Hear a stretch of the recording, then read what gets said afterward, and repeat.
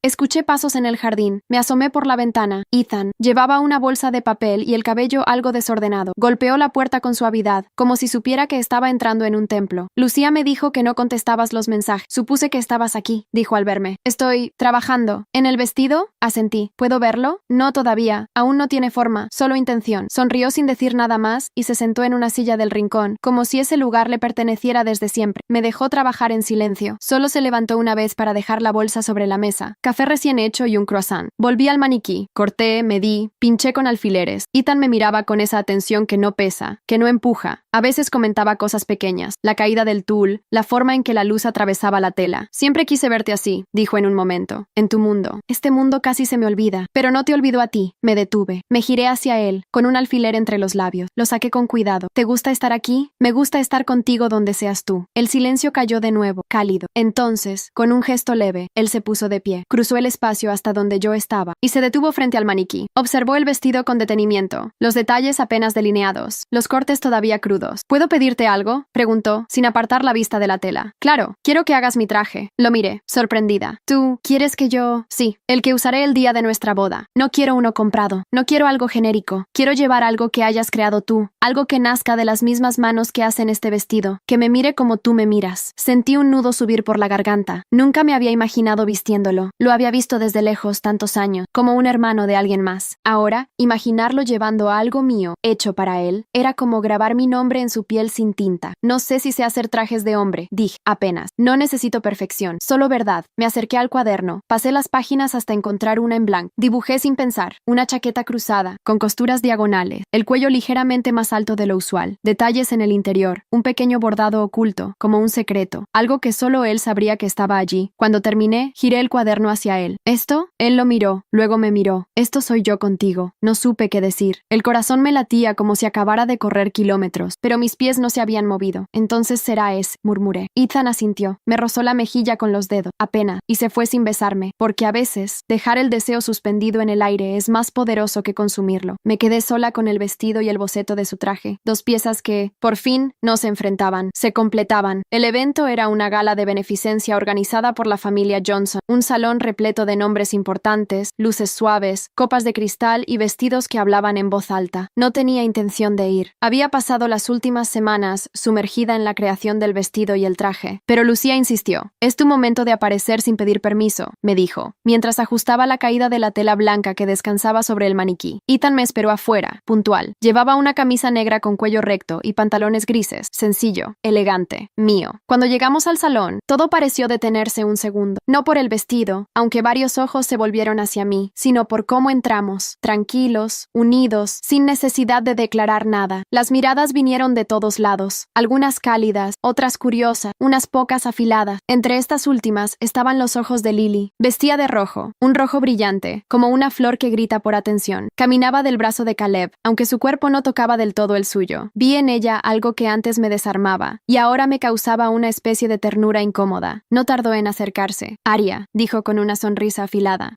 «Pensé que no vendrías. Aunque, claro, tú siempre apareces donde hay gente importante. Buenas noches, Lily». El vestido Todo es interesante, añadió, bajando la mirada con falsa inocencia, aunque esperaba algo más espectacular viniendo de ti. No vine a impresionar a nadie, vine porque me invitaron. ¿Y él? Señaló a Ethan, que la miraba con calma. ¿Sigue siendo tu prometido silencioso? ¿Sigue siendo el único que me mira como si yo fuera suficiente? La sonrisa de Lily se tensó. Caleb, a su lado, no dijo nada, pero sus ojos pasaron de Ethan a mí con algo que ya no era desprecio. Era vacío. No entiendo, insistió Lily, bajando la voz. ¿De verdad vas a casarte con él? ¿Y tú, Ethan? ¿De verdad crees que puedes llenar los zapatos de tu hermano? Ethan sonrió apenas. Se inclinó ligeramente hacia ella. No vine a llenar zapatos, vine a caminar con ella. Y entonces, sin perder la compostura, sin levantar la voz, Arya, yo, di un paso al frente. No hacia Lily, no hacia Caleb, sino hacia mí misma. Lily, puedes seguir compitiendo conmigo si lo necesitas, pero yo ya no corro esa carrera. Estoy en otro camino, uno donde no hay podios, ni público, ni jueces. ¿Y qué camino es ese?, murmuró ella, apenas audible. El de la paz. Se hizo un silencio alrededor. Lily bajó la mirada. Caleb seguía allí, pero ya no pesaba. Ya no era centro. Era parte del decorado. Ethan me ofreció su brazo. Lo tomé. Caminamos por el salón como si estuviéramos hechos para ese momento, porque lo estábamos. Esa noche no dije más. No tuve que hacerlo. Mi presencia hablaba por mí. Mi vestido hablaba. Mis silencios hablaban. Y lo que más gritaba era lo que no intenté probarle a nadie. Yo ya no era la que se humillaba por amor. Era la mujer que se había cosido a sí misma desde los hilos rotos del pasado. La casa era pequeña, de madera clara y techo de tejas. Estaba al borde de un lago, con un muelle corto y una barca vieja amarrada a una estaca. Todo en ella tenía olor a tranquilidad, a cosas que no necesitan mostrarse para existir. Ethan me llevó allí sin decirme mucho. Solo dijo, es un lugar al que voy cuando necesito recordarme quién soy. Al llegar, abrí las ventanas y dejé que el viento entrara. Había polvo en los muebles, pero no del tipo que molesta. Era polvo que abrazaba. Pasamos la tarde cocinando cosas simples. Pasta con albahaca, pan tostado, queso suave, limonada con menta, risas suaves entre cucharones y sartenes. No hablamos de la boda, no hablamos de Caleb, ni de Lily, ni de lo que dejamos atrás. Hablamos de nuestras infancias, de los libros que nos marcaron, de la vez que Ethan se cayó de un caballo y no le dijo a nadie por vergüenza, de cómo yo lloraba en silencio cuando perdía un lápiz favorito. Cuando cayó la noche, encendimos una lámpara de mesa y nos sentamos en el piso, con las espaldas apoyadas en el sofá. ¿Alguna vez pensaste que terminaríamos aquí?, pregunté, girando el rostro hacia él. Siempre lo esperé, pero nunca lo creí. ¿Por qué? Porque nunca mirabas hacia donde yo estaba. Bajé la mirada. Lo siento. Él negó con la cabeza. No tienes que disculparte por no haberme visto antes. Solo agradezco que me veas ahora. Apoyé mi cabeza en su hombro. El calor de su piel atravesó la tela de su camisa. ¿Te da miedo?, preguntó. ¿Qué? Esto, lo que estamos construyendo. Me da vértigo, pero no miedo. ¿Por qué vértigo? Porque es limpio, porque no me obliga, porque no me duele, y eso es nuevo para mí. Él respiró hondo. Luego tomó mi mano y entrelazó sus dedos con los míos. Yo también tengo miedo. A veces siento que no sé cómo amar sin quedarme esperando. Como si siempre estuviera en una sala de espera con tu nombre en la puerta. ¿Y qué te hace quedarte? La forma en que respiras cuando no te das cuenta. Y cómo se arrugan tus cejas cuando diseñas. Y porque, aunque no lo sabes, me diste una casa antes de saber que era tuya. Lo miré. Había algo tan desnudo en sus palabras que no supe cómo cubrirlas. Lo besé. No fue un beso urgente ni apasionado. Fue un beso que decía, te veo. Un beso con las manos quietas, con los ojos cerrados, con la historia en pausa. Después, nos quedamos en silencio. Afuera, el lago parecía respirar con nosotros. Dormimos en la misma cama, pero no nos desnudamos. No aún, porque la paz también se construye así, con pausas, con cuerpos que se miran sin apurarse, con promesas que no necesitan ser habladas. Me desperté antes del amanecer, no por nervios, no por ansiedad. Me desperté porque el cuerpo, de algún modo, ya sabía que ese día no era uno más. Sabía que no tenía que hacer nada que no naciera de mí. Nada que fuera por obligación, por tradición, por imagen. No había vértigo, ni miedo, ni urgencia. Había una calma suave, como cuando se termina una tormenta y el aire queda lavado. Lucía llegó con el primer rayo de sol. Cargaba una bolsa grande, con un cuidado reverencial, como si trajera una criatura dormida. ¿Lista?, preguntó al entrar en el taller. Lo estuve desde que lo soñé, respondí. El vestido estaba envuelto en un tul blanco que parecía neblina. Lo desdobramos con las manos limpias y lo colgamos en el centro del salón. La luz de la mañana lo atravesaba, y por un instante parecía flotar, como si no necesitara cuerpo, como si ya tuviera alma. Es más que un vestido, dije sin pensar. Lucía me miró. Es una declaración, agregó. Me duché sin apuro. Elegí no maquillarme demasiado. Mis ojos ya estaban delineados por tantas noches de insomnio creativo. El cabello lo dejé suelto, con unas ondas apenas marcadas, como cuando era niña. Mientras me vestía, recordé cada puntada, cada noche en que cosí en silencio, cada vez que deshice una costura porque no me convencía. No buscaba perfección, buscaba verdad. Ethan no quiso verme antes de la ceremonia. Dijo que quería que ese momento quedara suspendido en la memoria, que nada lo contaminara. Me enviaron un mensaje a través de Lucía. Yo también estoy listo. Llevo lo que tú hiciste hiciste para mí, con orgullo y con amor. Eso fue suficiente. La ceremonia fue en un jardín escondido detrás de una vieja casa de campo. Álamos altos protegían el espacio, y faroles de papel colgaban entre los árboles. Los invitados eran pocos, solo los que realmente nos conocían, los que habían visto el dolor, el barro, la caída y la reconstrucción. No hubo alfombra. Caminé sobre la hierba. Con cada paso, sentía la tela rozar mis tobillos, como un susurro. La brisa levantaba el tul, y las hojas caídas giraban a mi alrededor como si el universo entero me escoltara. Cuando lo vi, algo en mí se detuvo. Ethan me esperaba bajo una pérgola de madera cubierta de flores silvestres. Llevaba el traje que diseñé, gris oscuro con líneas puras, sin adorno, elegante, firme, sobrio. Un pequeño detalle bordado en el interior de la chaqueta, una espiral, el mismo símbolo que aparece en el reverso de mi vestido, un signo que solo nosotros conocíamos. Su mirada me encontró antes de que llegara, me sostuvo, me nombró. Yo caminé hacia él sin dudar, sin pensar. No había música, no hacía falta. Los murmullos cesaron, el viento cayó. Todo el mundo pareció inclinarse a nuestro paso. Nos encontramos bajo la pérgola y nos miramos, no como quien busca consuelo, sino como quien, por fin, ha llegado a casa. Estás hermosa, dijo, en voz baja, solo para mí. Estás vestido de mí, respondí. Sonrió. Cerró los ojos por un instante, como quien agradece algo más grande que él. El oficiante, un viejo amigo de la familia, habló con voz serena. Nada de discursos largos, nada de solemnidades vacías, solo palabras suaves sobre dos personas que se habían elegido a través del tiempo, del silencio, del dolor. Cuando llegó el momento de los votos, Ethan sostuvo mis manos con firmeza. Sus dedos estaban tibios. No prometo perfección, dijo. Prometo verdad. Prometo no irme cuando tengas miedo, y no callar cuando algo duela. Prometo ser tu compañero, no tu salvador. Prometo mirarte incluso cuando tú dejes de ver. Tragué saliva. El vestido me apretaba el pecho, no por el diseño, sino por la emoción. Yo no prometo siempre tener razón, dije, ni ser fuerte. Prometo aprender contigo, cuidarte sin invadirte, elegirte incluso cuando estés en silencio. Prometo no olvidarme de la mujer que soy cuando estoy contigo. Los anillos, nuestros anillos, brillaban suaves. Lucía los había entregado con una reverencia silenciosa. Nadie los había tocado antes. Al colocárnoslos, sentí una corriente leve recorrerme los brazos. No era magia, era real, era cuerpo, era presente. Nos besamos, no un beso de novela. Fue lento,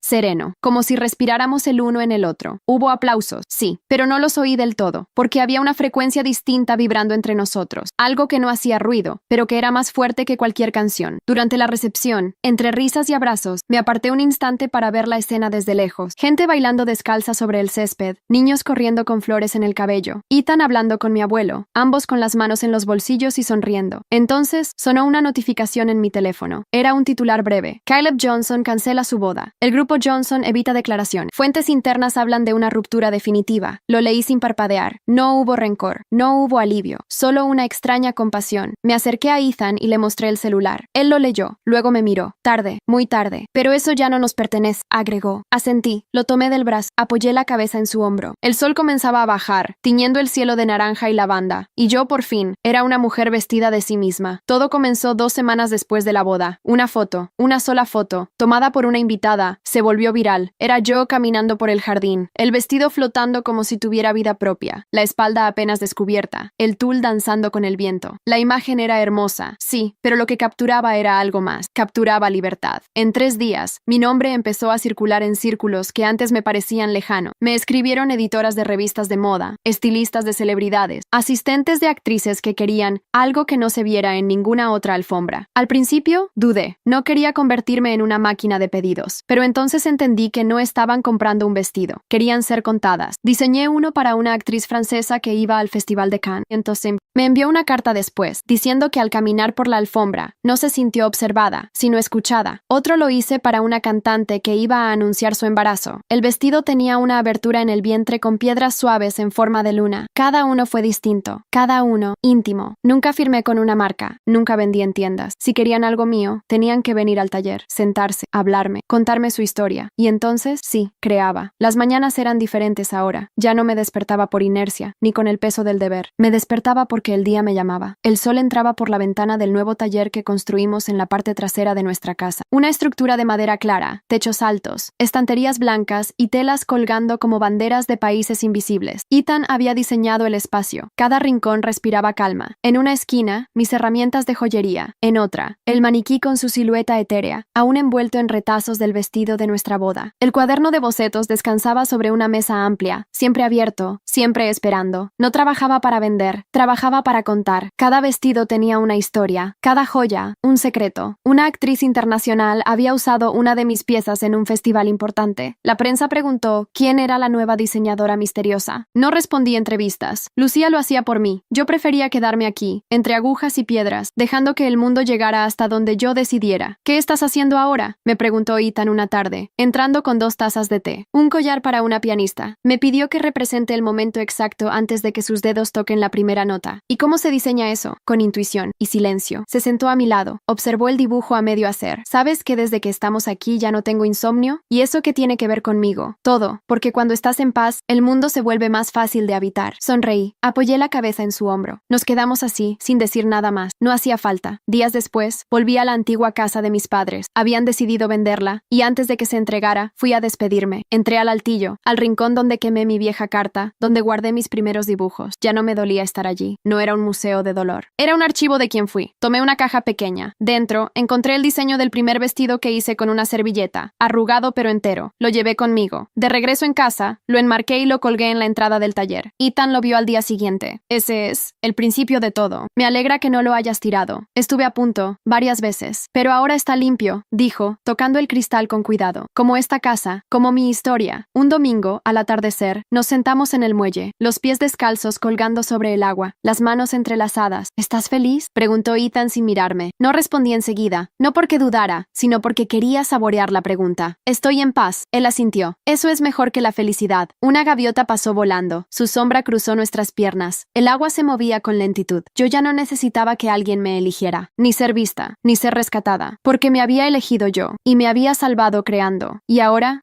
podía amar.